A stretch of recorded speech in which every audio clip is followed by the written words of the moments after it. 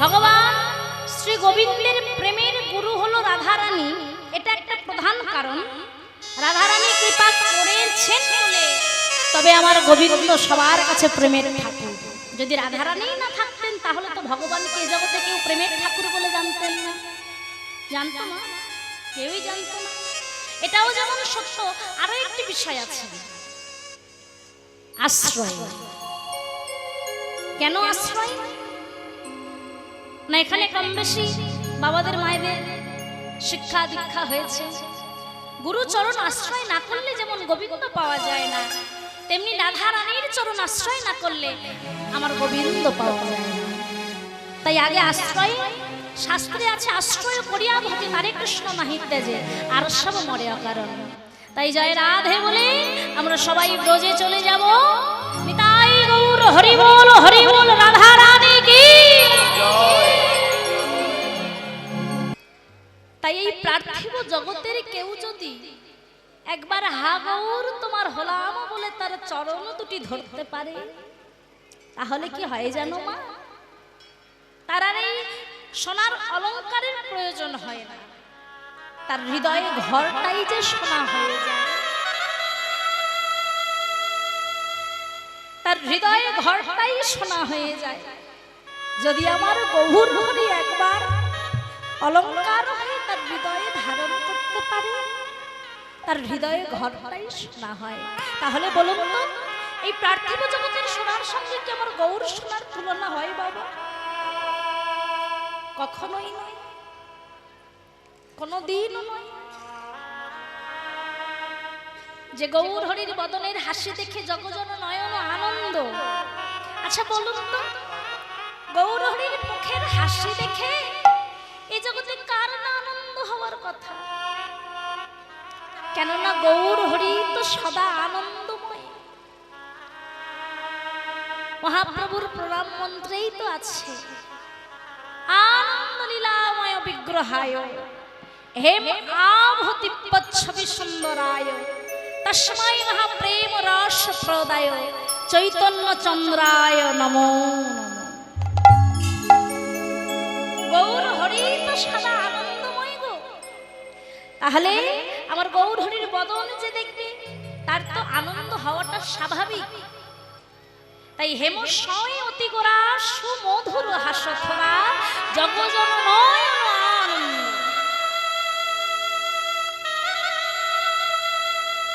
লীলাময় গৌর হরি আজ শ্রীবাস সঙ্গনে হরি নাম সংকীর্তন গাইতে গাইতে ভক্ত সঙ্গ পরিত্যাগ করে প্রভু আমার একেবারে শ্রীবাস সঙ্গনের বহির দ্বারে এসে দাঁড়ালেন। সময়টা কি না মধ্যাহ্নকাল, একেবারে মাথার উপর সূর্য। আর ভালো লাগছে না, ভক্ত সঙ্গ পরিত্যাগ করে প্রভু আমার একেবারে শ্রীবাস সঙ্গনের বহির দ্বারে এসে দাঁড়ালেন। নদিয়ার একদল নাগরী গৌর হরিকে দর্শন করে বলছে, ও নাগরী একবার চেয়ে দেখ, গৌর যেন আজ গৌর নয় রে, যেন সোনার মূর্তি দাঁড়িয়ে আছে। মধ্যাহ্নের সূর্যের যে তেজ, যে সূর্যের প্রখর রশ্মি একেবারে গৌর হরি রঙে এসে পড়েছে, আর বদন চন্দ্র এমন ভাবে প্রজ্বলিত দেখে মনে হয় যেন আমার গৌর কাঁচা সোনা। আর এক নাগরী বললেন, ও নাগরী তোর কোথাও ভুল হচ্ছে, গৌর তো সোনার মূর্তি নয়। তাহলে গৌর হরি কিসের মূর্তি? গৌর হরি যদি সোনার মূর্তি না হলো তাহলে গৌর হরি কিসের মূর্তি বলুন তো? মহাজন এক পাশে দাঁড়িয়ে বললেন, ও নাগরী একবার ভালো করে চেয়ে দেখো, ওগো প্রীতি রতি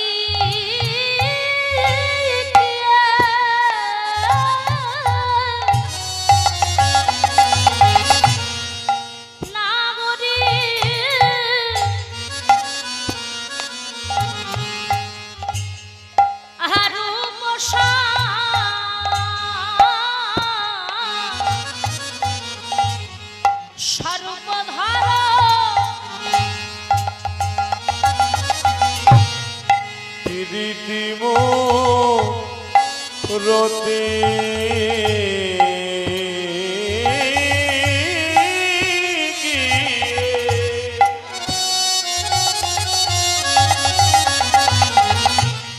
ও নাগরী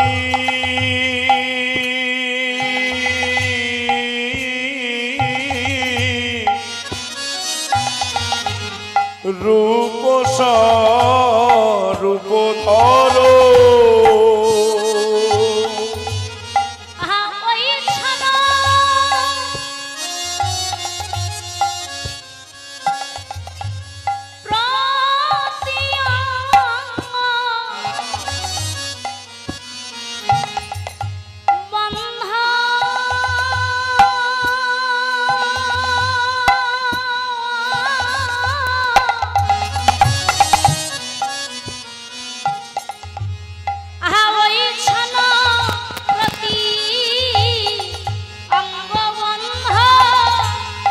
ওই ছন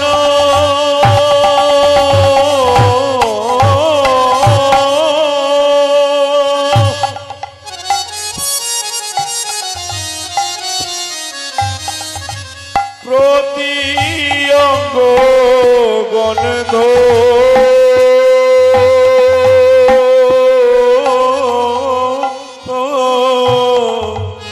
ওই ছন প্রতি অঙ্গগন্ধ বলে উদয় হয়েছে উদয় হয়েছে উদয় হয়েছে বলে উদয় হয়েছে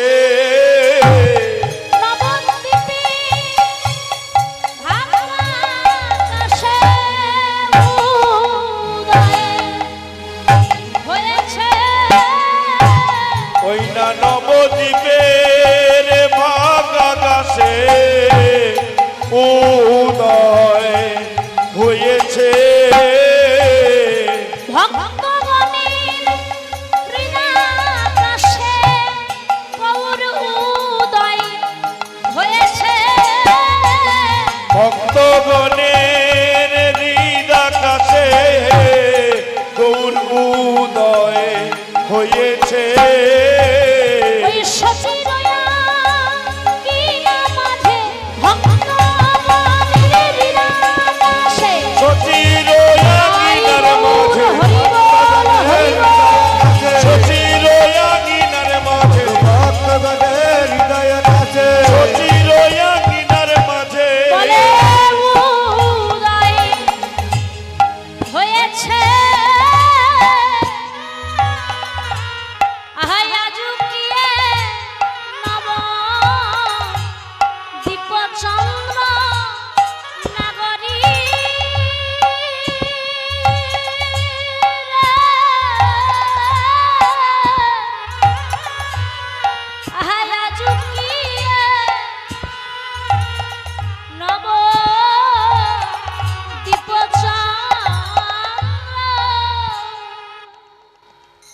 বলে ও নাগরী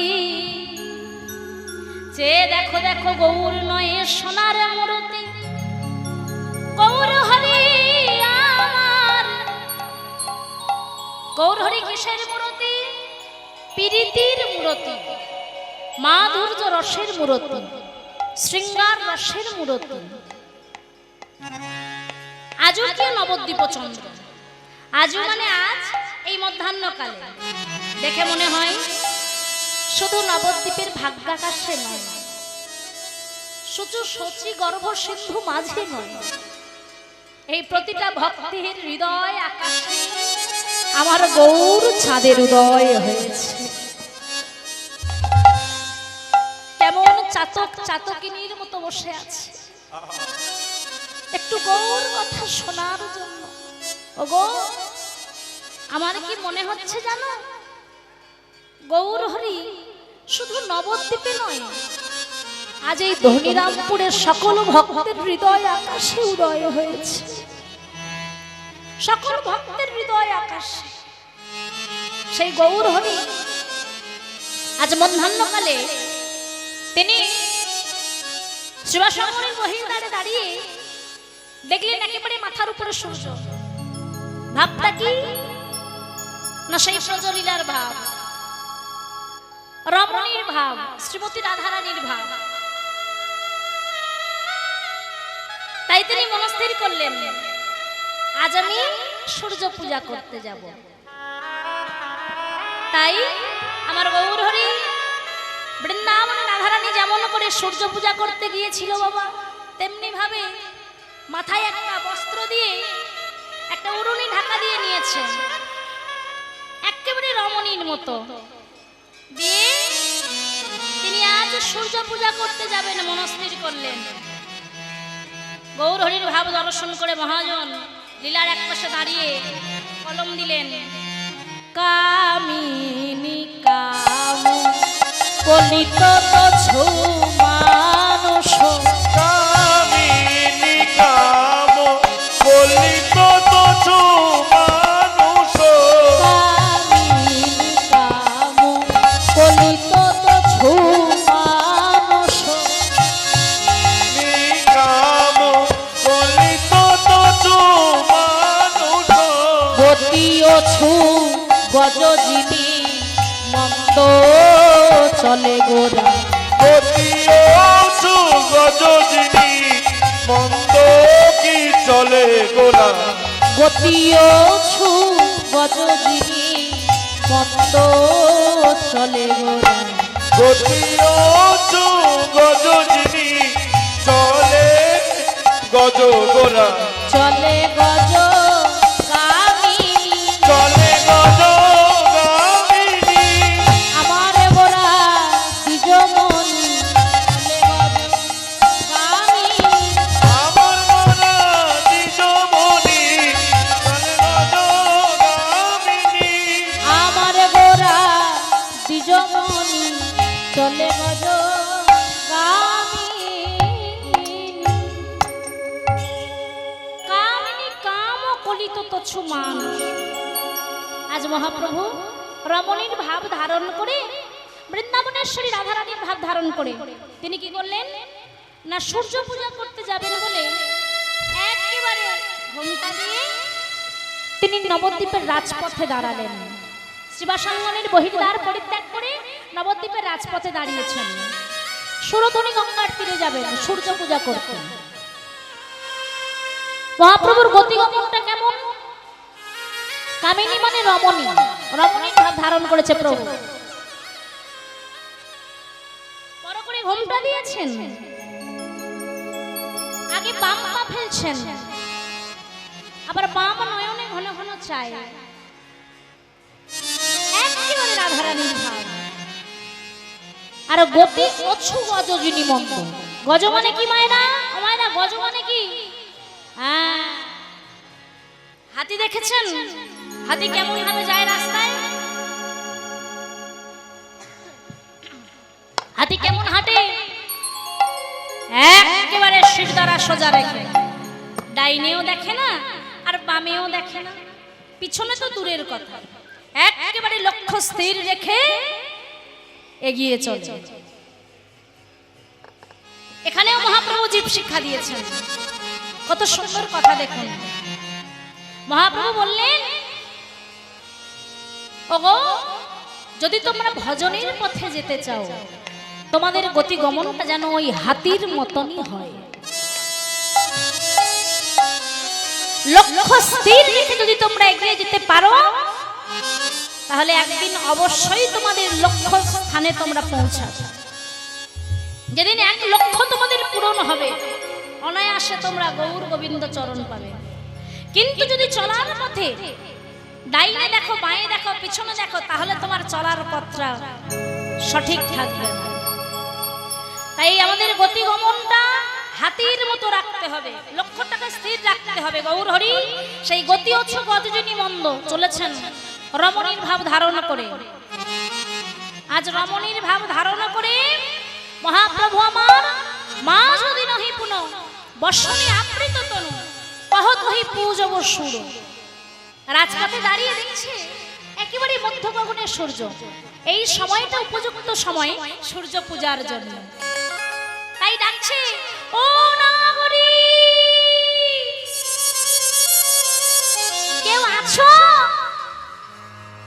নদিয়ার নাগরীটা বলছে, প্রভু কি হয়েছে তোমার, ডাকছো যে? বলে, ওগো তোমরা কেউ সূর্য পূজা করতে যাবে? বলে, হ্যাঁ। কিন্তু গৌর হরি, সূর্য পূজা করলে আমাদের কি হবে? বলছে, কি হবে জানো?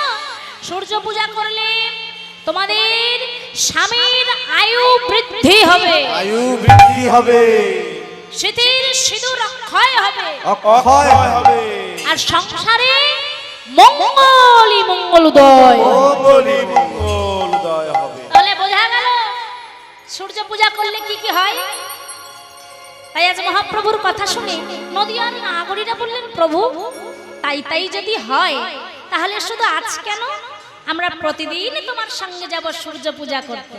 বৃন্দাবনের যাবট মন্দিরে, যাবট যাবট একটা গ্রাম, যে গ্রামে রাধা ঠাকুরানীর শ্বশুর বাড়ি। বৃন্দাবনের সেই যাবট গ্রামে আয়াম ঘরণী রাধারানী চন্দ্র সারিকার উপর বসে এক মনে প্রাণ গোবিন্দের ভজন করছেন, আর মনে মনে ভাবছেন, সেই প্রভাতকালে আমার বধূ চলে গেল গোষ্ঠ গোচারণে,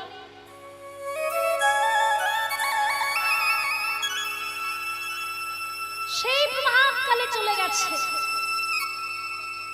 সিংহা বেনুর নিশান দিয়ে গুরুজনের সঙ্গে ছিলাম, না পারিলাম বাহির হতে, আর না হেরিলাম সে সাদ মুখ। আজ বধূ যাওয়ার পরে কি প্রচন্ড সূর্যের তাপ,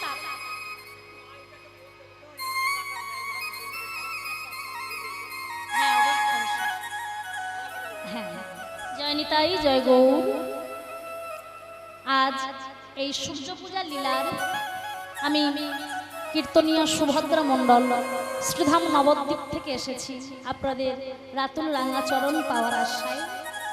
এই সূর্য পূজা লীলার সম্পূর্ণ ব্যয়ভার বহন করেছেন যারা, স্বর্গীয় রঘুনাথ মণ্ডলের আত্মার শান্তি কামনায় এই লীলার ব্যয়ভার বহন করছেন স্ত্রী বিশাখারানী মণ্ডল, পুত্র মিলন ও রামকৃষ্ণ মণ্ডল, পুত্রবধূ মুক্তিরানী ও বেলি ঘোষ মণ্ডল, নাতনি আরাধ্যা ও স্নিগ্ধা মণ্ডল, ঠিকানা কল্যাগাড়ি মুর্শিদাবাদ। এবং সকলের চরণে এই প্রার্থনা জানাই, মহাপ্রভুর কাছে প্রার্থনা করবেন যেন এই যে মা বাবারা লীলার ব্যয়ভার বহন করেছেন, আগামী দিনেও এমন করে যেন সকল স্থানে এমন করে যেন মহাপ্রভুর লীলা কীর্তনে সহায়তা করতে পারেন, আর এমনি ভাবেই যেন গৌর গোবিন্দের সবাই নিয়োজিত থাকতে পারেন, জনম জনম যেন আমার গোবিন্দ চরণের দাসী হতে পারেন, দাস হতে পারেন। সবাই আশীর্বাদ করবেন, প্রার্থনা করবেন যেন কৃষ্ণ চরণে মতি থাকেন। তাই গৌর হরি বল হরি বল হরি বল।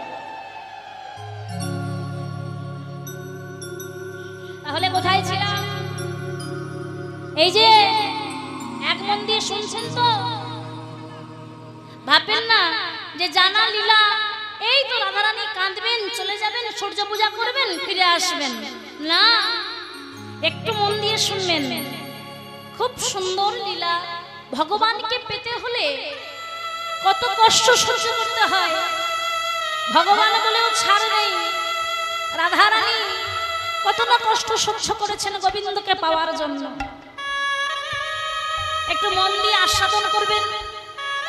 সবার চরণে অনেক দূর থেকে এসেছি আপনাদের শ্রীচরণে গৌর গোবিন্দ লীলা আস্বাদন করাবার জন্য। জানি না কতটুকু আস্বাদন করতে পারছি, তবে কেউ কথা বলবেন না, এক মনে একটু শুনুন।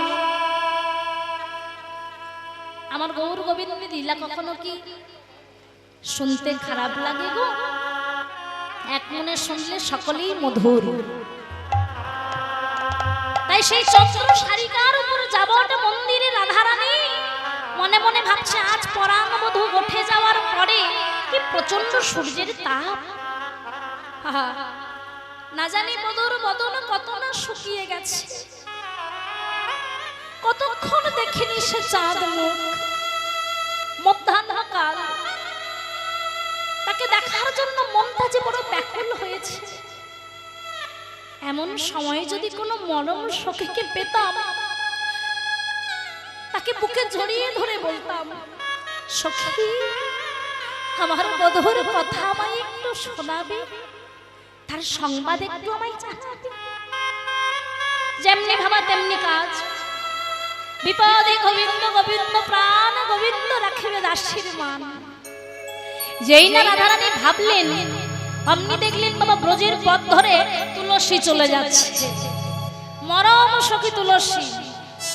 অমনি রাধারানী ডাক দিলেন, তুলসী ও তুলসী, তুলসী শোন শোন শোন। তুলসী বলছে, রাই এই ভর দুপুরে কিসের জন্য অমন করে ডাকছিস? বলে, ওরে শোন, তুই তো বলেছিস আপন ভজন কথা না কইও যথা তথা। আমার মনের ভজনের কথা তো আমি যাকে তাকে বলে বোঝাতে পারি না, যতটা তুই বুঝিস। তাই আয় না শোন, কাছে আয়, দুটো মনের কথা তোকে বলে একটু শান্তি পাই। যেই না তুলসী এসেছে, অমনি রাধারানী তুলসীর হাত দুটি জড়িয়ে ধরেছে। রাই অমন করিস কেন? তুলসী শোন, জানিস সেই সকালবেলা আমার বধূ চলে গেছে গোঠে, আমি একবারও তার বদনে দেখতে পেলাম না। তুলসী একবারে যাবি বনে, গিয়ে আমার বধূর ভজন কুশলে আমায় দে, আর আমার ভজন কুশল গিয়ে বধূকে জানা। তুলসী বলছে, ওমা এই কথা না না না না, ওটি হচ্ছে না। বনে আমি ভর দুপুরে যাই আর লোকে আমাকে কলঙ্কিনী বলুক, তাই তো? না না না না, এই ভর দুপুর বেলা আমি বনে কিছুতেই যেতে পারবো না। রাধারানী তুলসীর হাতটা ধরে বলছে, তুলসী রে, এ জগতে আর কেউ জানুক বা নাই জানুক, তুই তো জানিস। সবাই বলে আমি নাকি কৃষ্ণ কলঙ্কিনী, কিন্তু তুই তো জানিস আমি তাকে কত ভালোবাসি। তাই ও তুলসী, আমি তোর কাছে করজোড়ে মিনতি করি, তুলসী এই মধ্যাহ্ন কালে আর তো কেউ নেই আমার কাছে রে, আর তুই তো আমার পরম সখী, একবার যা গিয়ে আমার মধুর দুটো ভজন কুশলের কথা আমায় শোনা। তুলসী, রাধারানী আমার তুলসীর দুটি হাত জড়িয়ে ধরে বলছে, তুলসী শোন শোন, আমার মনের কথা শোন। এই বলে কণ্ঠ জড়ায়ে ধরে মনের কথা প্রকাশ করে বলছেন, আরে কিবা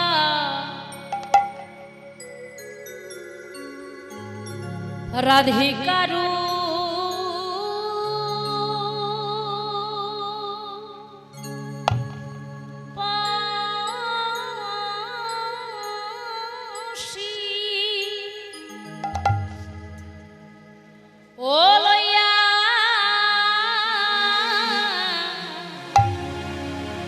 তুলসী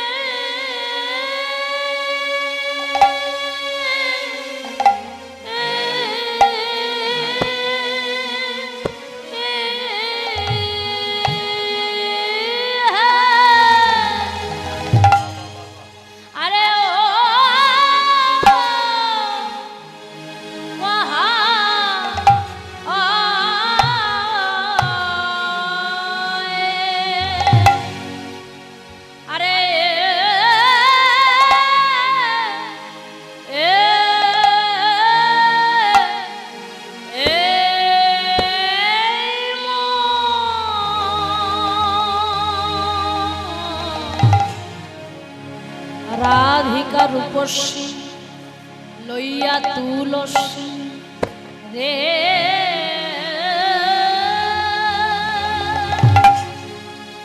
আহা মরি মরি রে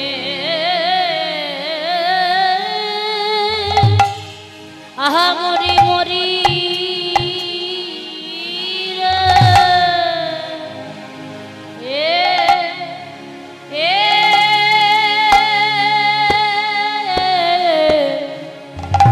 রাধিকা রাধিকারু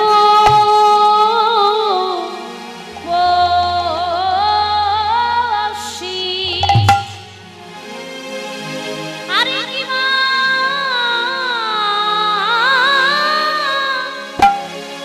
মধু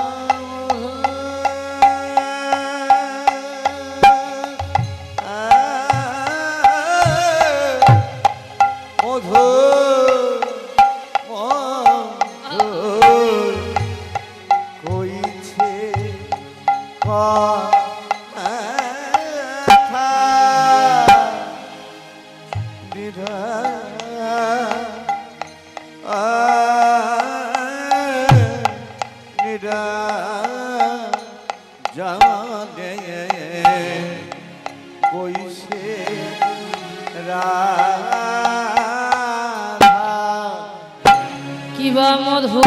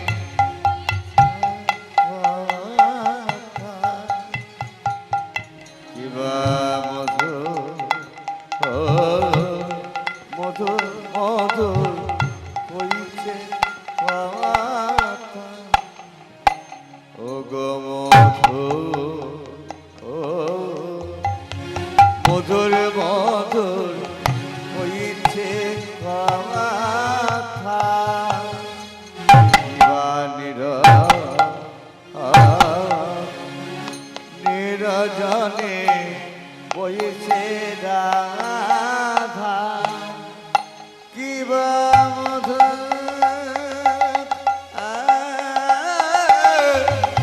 মধু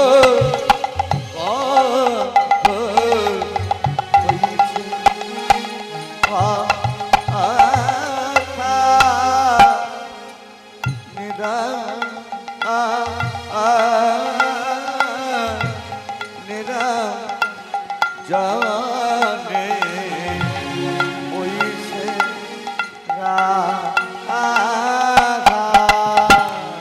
কিবা মধু মধু মধু হইছে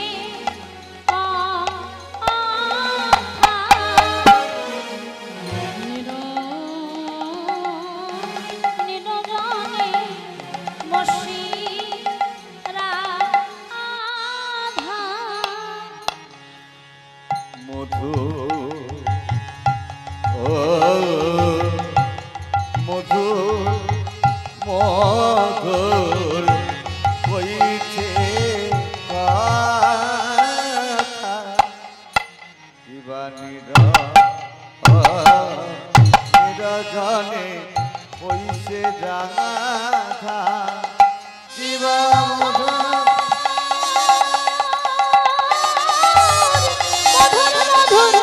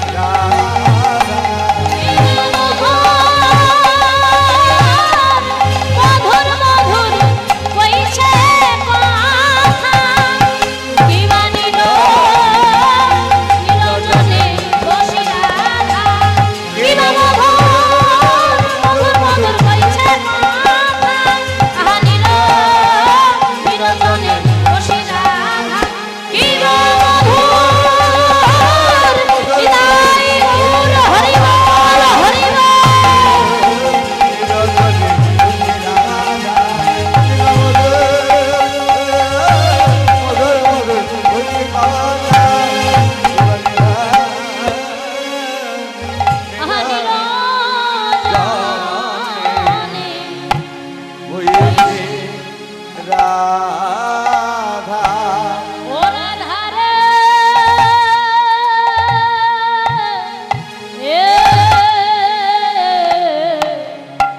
রাধিকা রাধিকারু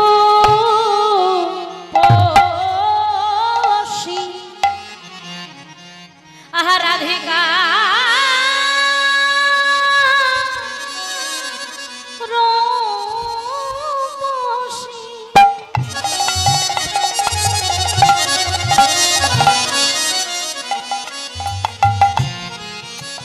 আজ লইয়া তুলসী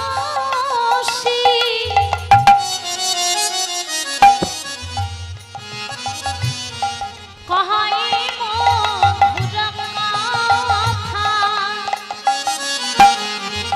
রাধিকা রূপসী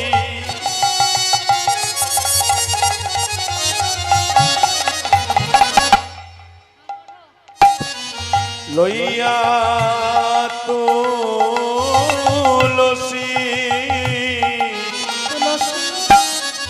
কহয়ে মধুর কথা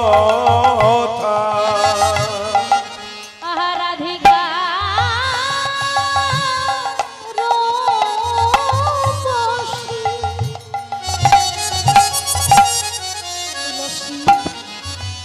লইয়া তুলসী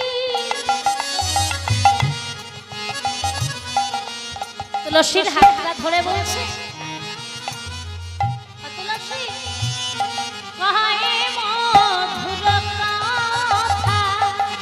রাধিকা রূপসী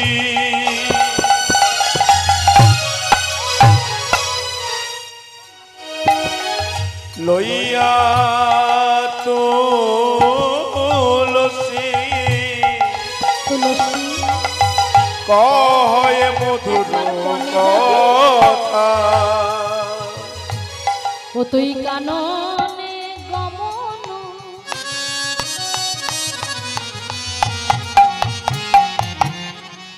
তুলসী করহে এখনো আমার নাগর শেখর যথা কাননে গমন করহে এখনো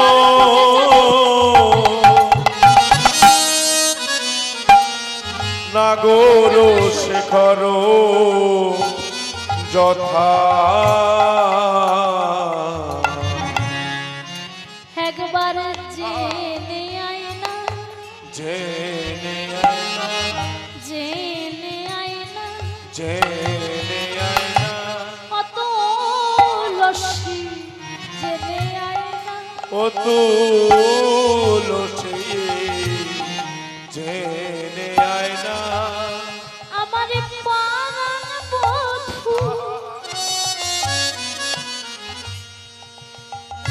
কেমন আছে কত লস্যি জেনে আয়না আমার পরাণ বধূ কেমন আছে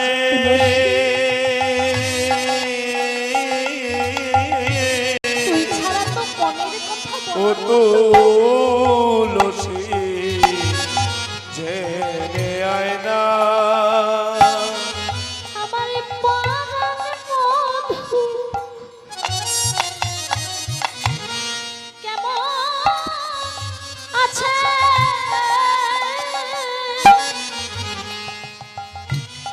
একবারে জেনে আয়া জানাইয়া আমার পরাণ বধূ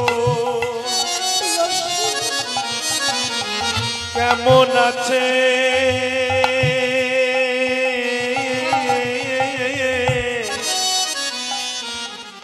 জেনে আয়া জানাইয়া আমার পরাণ বধূ কেমন আছে জেনে আয়া জানাইয়া আমার পরাণ বধূ কেমন আছে জেনে আয়া জানাইয়া পরাণ বধূ কেমন হরি আছে গৌর হরি গৌর হরি গৌর পরাণ বধূ কেমন আছে জানা যায় কত লস্যি জেনে আয়না রাধারানী আমার তুলসীর কণ্ঠ এবারে জড়িয়ে ধরেছে তুলসী তুই যদি বনে না যাবি তাহলে বলতে পারিস এই বৃন্দাবনে কি আছে আমার মরমী যার কাছে আমি আমার মনের দুঃখের কথা মনের কষ্টের কথা বলবো তুলসী তুলসী একবার আমার কথা শোন আচ্ছা শোন এই বৃন্দাবনে কেউ জানুক বা নাই জানুক তুই তো জানিস গোবিন্দকে ভালোবেসে সবাই শুধু আমার বহিরঙ্গটাই দেখলো কেউ তো একবার রাধারানীর অন্তরঙ্গ দেখলো না আমার বধূকে ভালোবাসার পরে সবাই শুধু আমার বহিরঙ্গটাই দেখলো একবারও তো কেউ আমার অন্তরঙ্গ দেখলো না রে তুলসী কৃষ্ণ বিরহ তাপানলে জ্বলতে জ্বলতে দেহ যে আমার পুড়ে ছাই হয়ে গেছে রে তুলসী অবশিষ্ট যে আর কিছু নেই। তাই তুলসী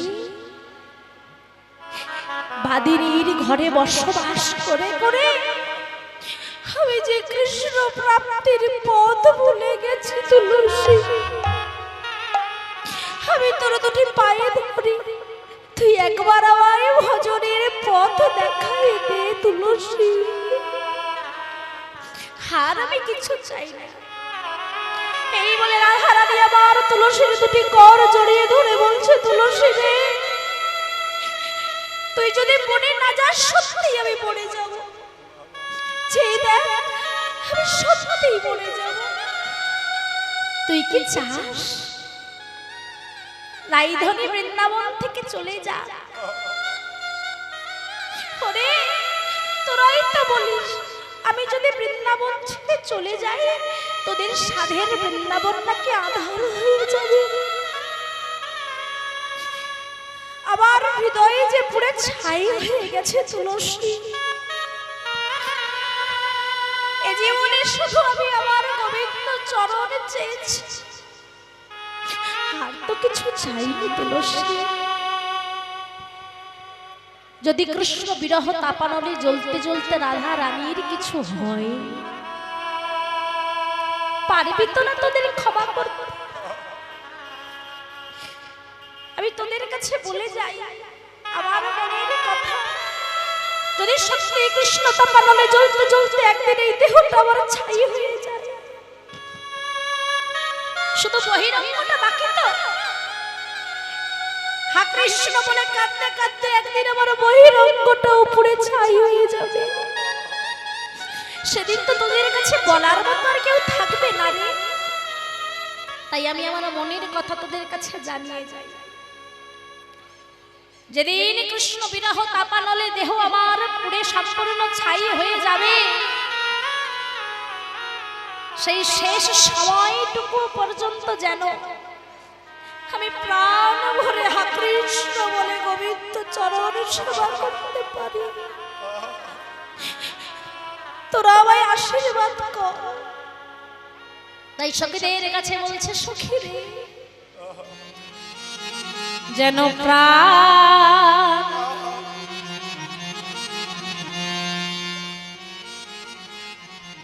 রাধে রাধে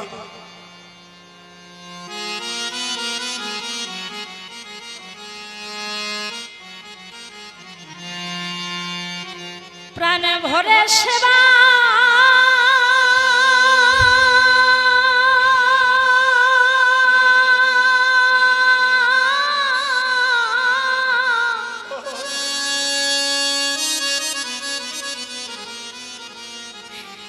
সেবা করতে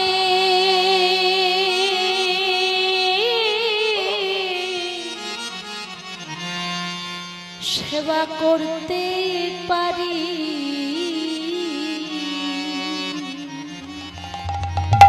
তুলসী যেন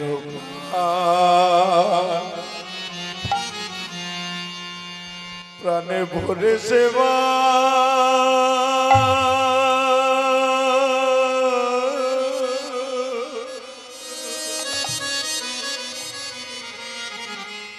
সেবা করতে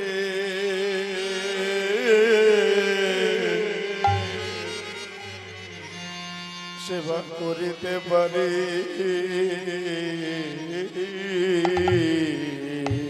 তাই গৌর হরি বল হরি বল। প্রাণ ভরে সেবা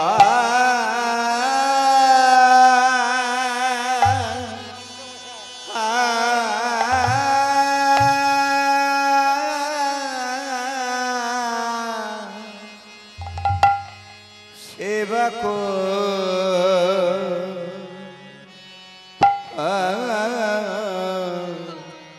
করতে পারি।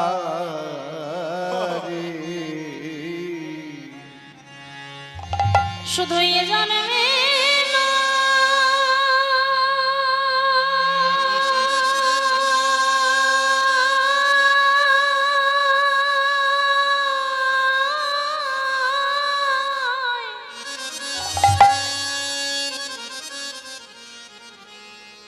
এ জন্মে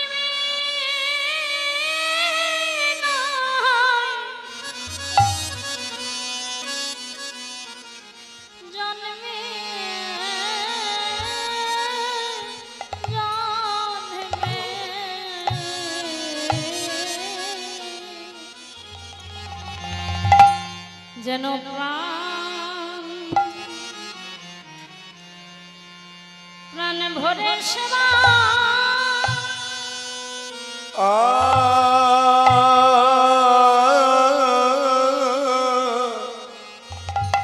সেবা করতে করতে পারি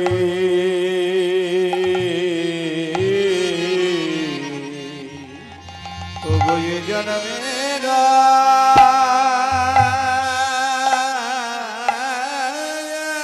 হরি বল হরি বল হরি বল। এ জন্মে না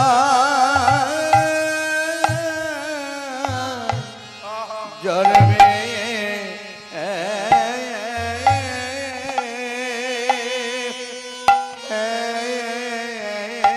জন্মে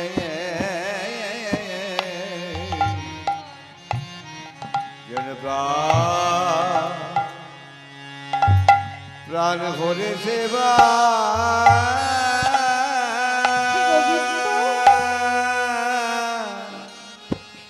তুমি সেবা অভাগী নিধি তোমার চরণের ধারে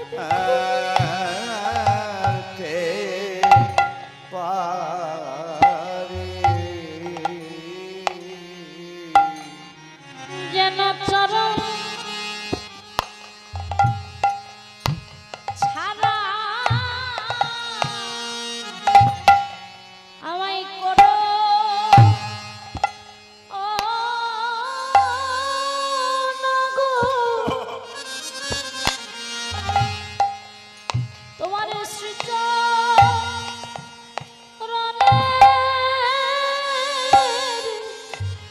ধারে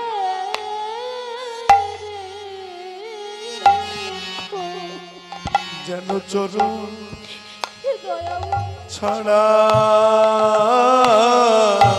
তোমার চরণের একাধারে আমায় করো না গো। তোমার শিচ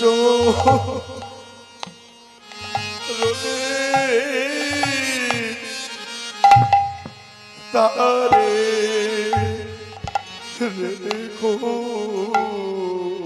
তোমার চরণ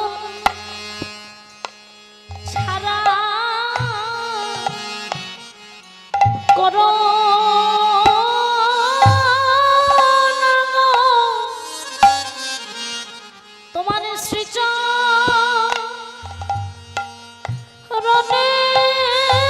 শ্রীচরণের ধারে ওই কি না হয় আমার মনে কথা আমি জানাই রাখি। আমার আর বলা হয় কি না হয়। মনের কথা জানাই রাখি আর বলা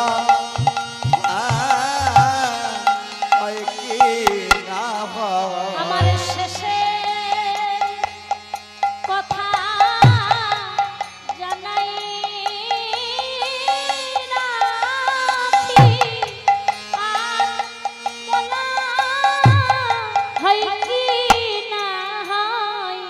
মনের কথা জানাই রাখি আর বলা হয় কি তুলসী না হয় একবার বলে যা কথা জানাই আমি যে আমার মনে রাখি আর না বলিস না। হয় যদি আর না বলতে পারি হয় শেষে কথা জানাই রাখি আমার আর বলা হয় কি না হয় শেষের কথা জানাই রাখি আর বলা হয় কি না হয় আমার শেষে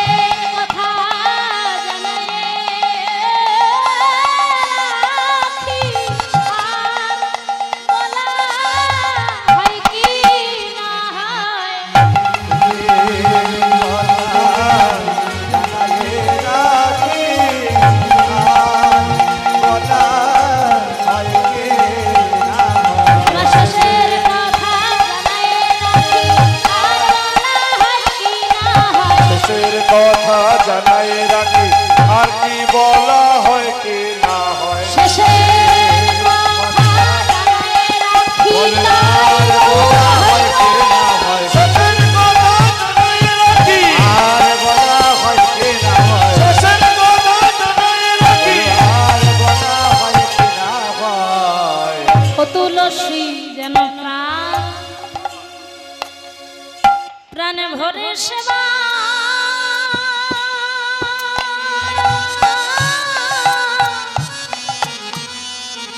আমি করতে পারি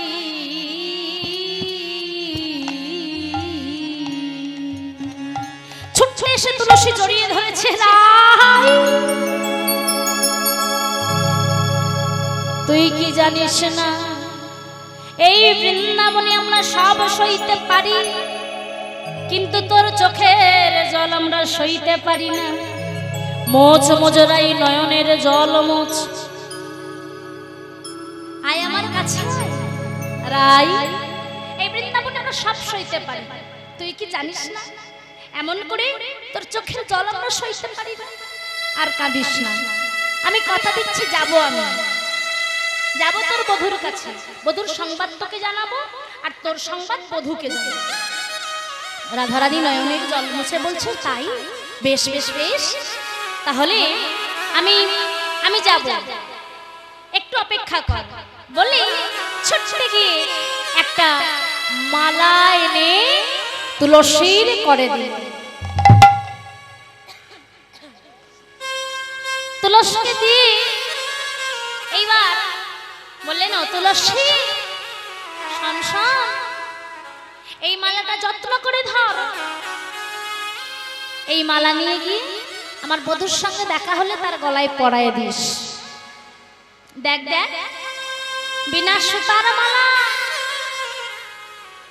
যে মালার প্রতিটা ফুলের পাপড়িতে লেখা আছে অভাগিনী রাধারানীর নাম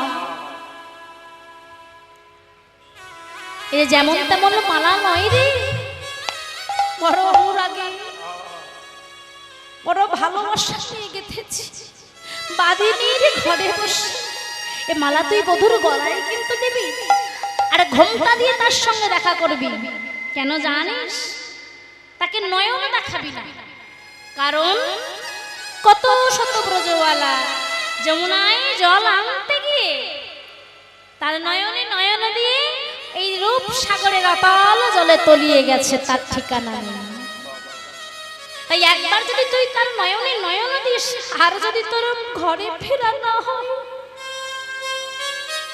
তাহলে তো বধুর কথা আমি আর শুনতে পাবো না রে যা যা যা এই মালা নিয়ে তুই আমার বধুর কাছে যা আর দেরি করিস না তবে হ্যাঁ যখন তখন তার সঙ্গে দেখা করবি না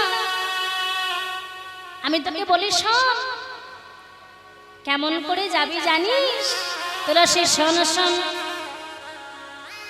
সময় বুঝিয়া সারস হইয়া মিলিবি না গোরখান সময় বুঝিয়া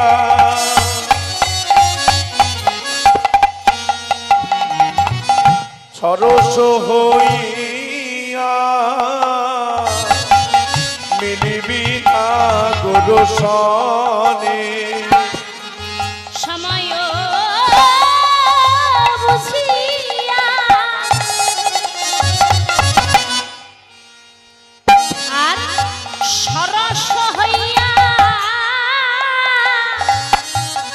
মিলিবি না গোরখান আবার চতুর নিকটে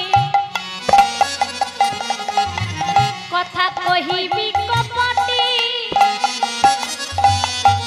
রাখিবি নারী মান চতুর নিকটে কথা কহবি কপটে রাখিবি নারীর মান চতুর নিকটে কহিবি কপটে রাখি নারী মান বলে মান যেন যায় না ধনী মান যেন যায় না ধনী কারণ তুইও নারী আর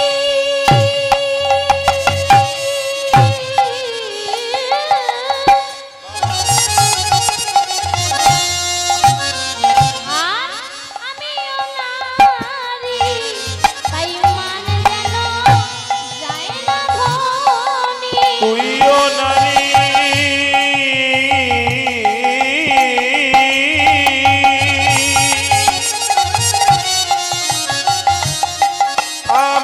আমিও নারী তাই মান রেখে আসবি ধনী তুইও নারী আমিও নারী মান রেখে আসবি ধনী তুইও নারী আমিও নারী মান রেখে আসবি ধনী তুইও নারী আমিও নারী তুইও নারী আমিও নারী মান যেন যায় না ধনী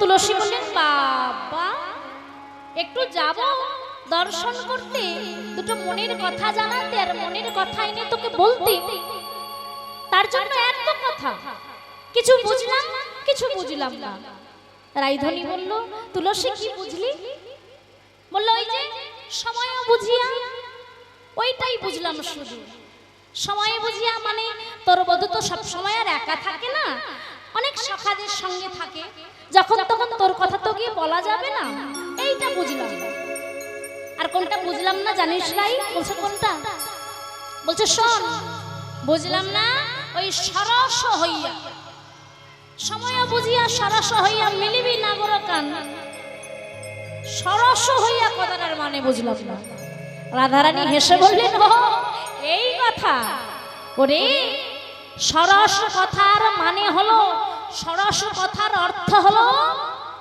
একটু রসে বসে কথা বলা প্রেমের কথা বলা মনে ভক্তি নিয়ে কথা বলা কারণ আমার গোবিন্দ তো যেমন তেমন রসিক নয় ভালো করে ভেবে দেখেন মায়েরা আমার গোবিন্দ হলো রসিকেন্দ্র চূড়ামণি কৃষ্ণ কি হবে তাই তো যার বিন্দু রসে জগৎ ভাসে তাই তার কাছে কথা বলতে গেলে কত রসে কথা বলতে হবে কত মধুর কথা বলতে হবে কত প্রেমের কথা বলতে হবে তবে তার কাছে কথা বলা যায় যার বিন্দু রসে জগৎ ভাসে সে কি কম রসিক মানুষ তাই ও তুলসী আমি বলেছি যখন তার কাছে যাবি কৃষ্ণ নাম গাইতে গাইতে যাবি আর কৃষ্ণ নামের পরশে তোর দেহটা সরস হবে আর সরস হলে যখন তুই তার কাছে কি কথা বলবি যদি দেহটা তোর রসের হয় বদনের কথাটাও তোর রসের হবে ভালোবাসার হবে মধুর হবে প্রেমের হবে দেখবেন বাবা মুখের কথাটাই হলো সর্বশ্রেষ্ঠ একদিন আমিও মরে যাব এই পৃথিবীতে আমরা কেউ থাকতে আসেনি আজ না হয় দুদিন পরে তো চলে যেতেই হবে জগতে কত লোক আমাকে মনে রাখবে যে সুভদ্রা মণ্ডল গৌর গোবিন্দের নাম গান করে গিয়েছে কত লোক আপনাদের মনে রাখবে কত ভক্ত এসেছিল গৌর গোবিন্দ সেবার জন্য এই যে দেখুন না আপনাদের এখানে হয়তো আমার আশাই হতো না মহাপ্রভু কৃপা করেছেন বলে আজ আপনাদের চরণ দর্শন করছি গত চৈত্র মাসে আমার মারাত্মক রকম গাড়ি অ্যাক্সিডেন্ট হয়েছিল এই গত চৈত্র মাসে বৈশাখ জ্যৈষ্ঠ আষাঢ় শ্রাবণ 4 মাস আগে আমি গান করে যাচ্ছিলাম হাওড়া থেকে আসানসোল ভোর 6:30টার সময় আমার গাড়ির স্টিয়ারিং মোটর লক হয়ে ডান দিকে ডিভাইডারে ধাক্কা লেগে যায়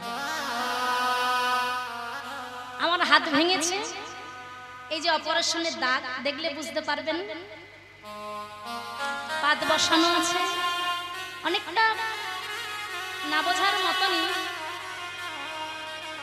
কাছাকাছি যারা আছে অবশ্যই দেখতে পাবে ভালো করে এই হাতটা এরকম করে ঘোরাতেই পারি না ঘোরে একদম পরিপূর্ণ ঘোরে না মহাপ্রভুর কৃপা আছে বলে এসেছি তার গুণগান গাইবো এখনো, তাই হয়তো তিনি দেখেছেন। আমার হাজবেন্ড, আমার স্বামী, ওরও হাত এখানে ভেঙেছে কবজি।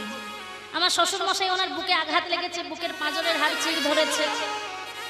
প্রত্যেকেরই কম বেশি ক্ষতি হয়েছে। আমার এই দাদার মাথায় 11টা সেলাই পড়েছিল। মহাপ্রভুর কৃপায় বেঁচে ফিরেছি, তার গুণগান গাইছি। তার চরণে আমার এতটুকু অভিযোগ নেই। কেন জানেন?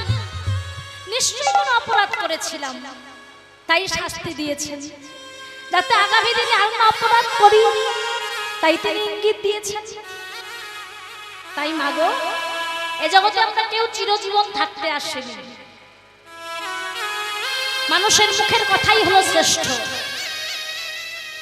দেখবেন একজনের মুখের কথায় বিশাল বড় গন্ডগোল নিমেষেই থেমে যেতে পারে, আবার একটা মুখের কথাতেই বিশাল বড় গন্ডগোল বেঁধে যেতে পারে। কথাই হলো শ্রেষ্ঠ। মানুষ চলে যাবে, তার মুখের কথাটা রয়ে যাবে। আহারে, অমুকজন কত মিষ্টি কথা বলতো, কত ভালো কথা বলতো। তাই রাধারানী বললেন, কত রসে তুই যেখানে যাবি, কৃষ্ণ নাম গাইতে গাইতে যাবি। তোর দেহটা যদি রসের হয়, তোর মুখের কথাটাও রসের হবে।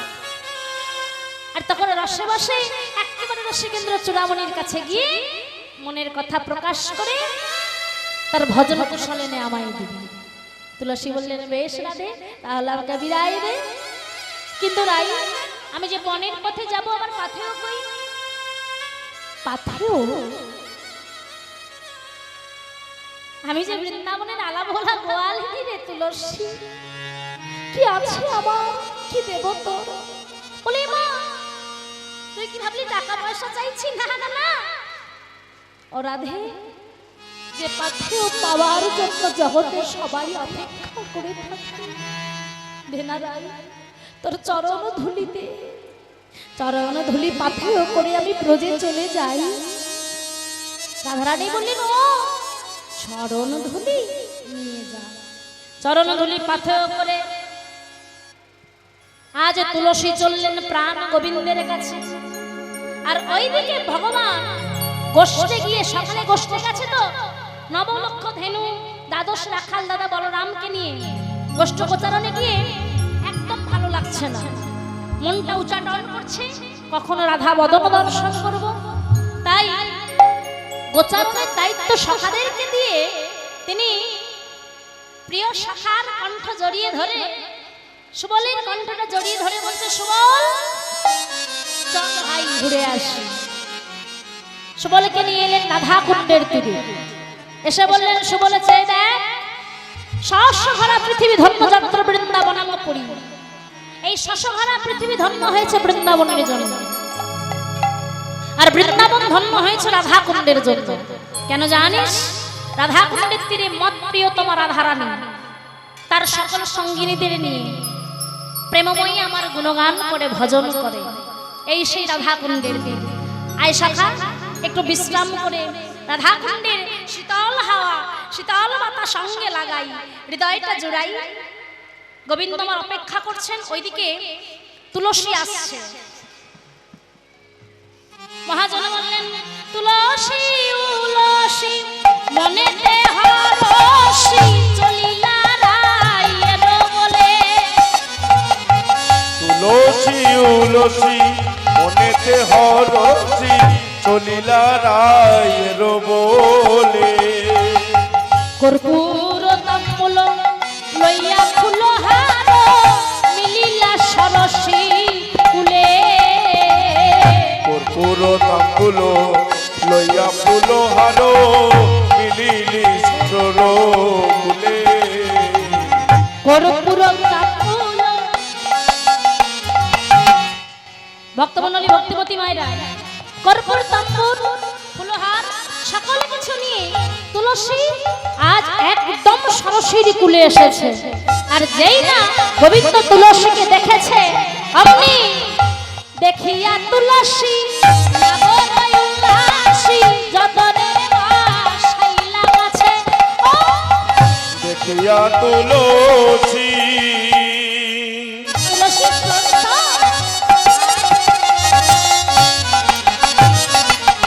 নাগর উল্লাসী যতলে বসাইলা পাশে আপন আকুলি কহিয়া সকলি এইবার রায়ের গমন পুছে আপন আকুলি কইয়া সকলি রায়ের গমন পুছে আপন আকুলি কহিয়া সকলি রায়ের গমন পুছে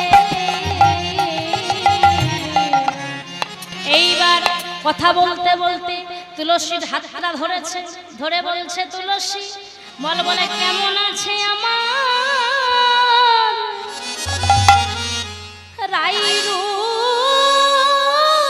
রাইরূপসী বলে মন আছে আমার তুলসী রায়ের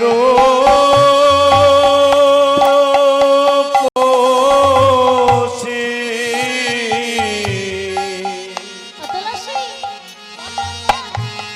বলে কেমন আছে আমার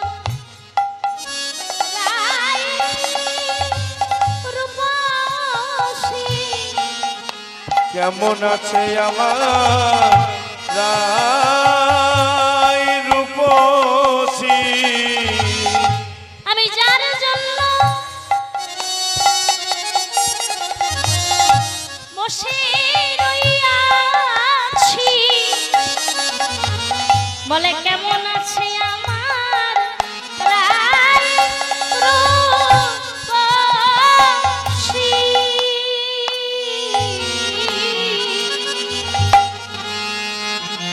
ও তুলসী কেমন আছে আমার রাইরূপসী বড় করে ঘোমটা দিয়ে তুলসী ঘোমটার আড়াল থেকে মালাখানা দিয়ে বললেন এই নাও পরাণ বধূ তোমার রাই মোটে ভালো নেই মালাখানা কণ্ঠে ধারণ করো এই বলে যে এই মালাখানা পরিয়ে দিয়েছে আপনি গোবিন্দ মালাখানা খুলে নিয়েছে নিয়ে মালাখানা খুলে নিজেই একবার বুকে ধরছে যেই না তুলসী পড়িয়েছে আপনি গোবিন্দ খুলে নিয়েছে নিয়ে বলছে আহা কত না কষ্টে বিনোদিনী বাদিনীর ঘরে বসে মালা গেঁথেছে এ মালা আমি বুকে ধরে আমার হৃদয়টাকে শীতল করব এ মালা আমি মাথায় দিয়ে আমার জনম ধন্য করব তুলসী হাসছে ওনাগর আরে করো কি মালা নিয়ে কেউ এমন করে বুঝি গলায় পড়ো বলছে তুলসী তুমি হয়তো জানো না এ মালা যেমন তেমন মালা নয় তুলসী এই যে আমার গুরু দত্ত মালা আমার প্রেমের গুরু রাধারানী পাঠিয়েছে মালাখানা বুকে জড়িয়ে ধরে দেহটাকে শীতল করে বলছে তুলসী এই নাও মালাটা নিয়ে তুমি আবার চলে যাও আর কখন আসবে জানো বলতে পারো কিছু মহাজন এক পাশে দাঁড়িয়ে বললেন বেশি দেরি নয়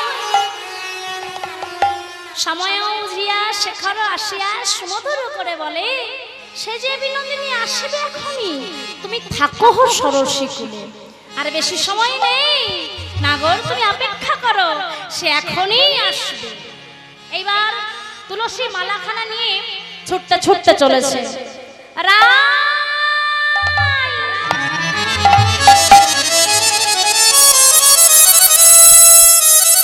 যাবট মন্দিরে যেই গিয়ে উপস্থিত হয়েছে বাবা অমনি অমনি মালা দেখে রাইধানী বলে উঠল তুলসী গোবিন্দর সঙ্গে বুঝি দেখা হলো না মালা দেওয়া হলো না?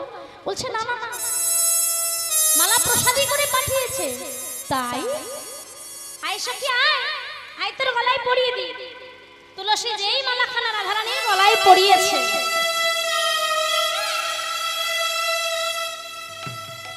জ্বালা কমলো না বাবা।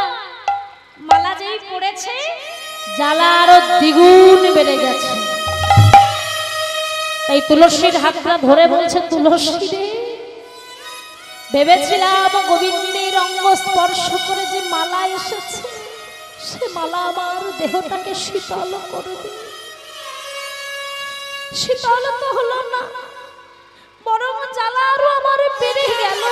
বল তুলসী বল, আমি কেমন করে বধূর কাছে যাব? তুলসী ভাবলেন এটা একদম ঠিক হচ্ছে না। যদি রাইধনী কেঁদে কেঁদে অন্ধ হয়ে যায়, না না না, যেমন করেই হোক মেলাতে হবে।